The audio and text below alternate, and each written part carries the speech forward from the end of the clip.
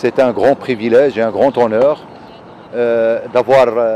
signé aujourd'hui devant les deux chefs d'État, Sa Majesté le roi Mohamed VI, que Dieu l'assiste, et Son Excellence le Président de la République de la Côte d'Ivoire, deux accords importants. Le premier accord consiste à accompagner les promoteurs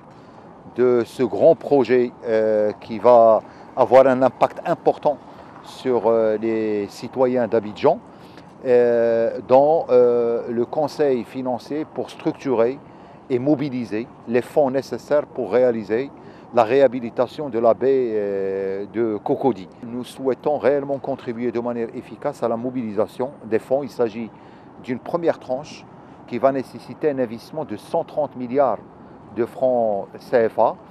et qui va s'intéresser essentiellement, dans un premier temps, à la réhabilitation et à la dépollution des eaux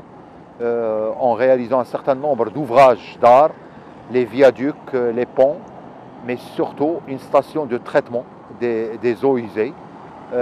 qui va avoir un impact favorable et positif sur l'environnement. Ça fait bien longtemps que les communes du plateau et de Cocody et nos populations attendaient ce projet, parce que cette lagune qui est un trésor pour notre capitale, depuis un certain temps se dégradait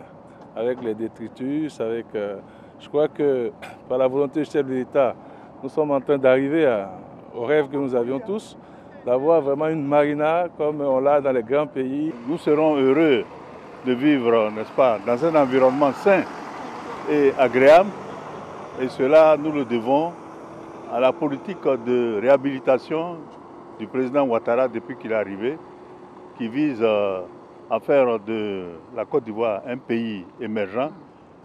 d'ici, n'est-ce pas, l'an 2020. C'est une initiative très heureuse puisque ça va changer le visage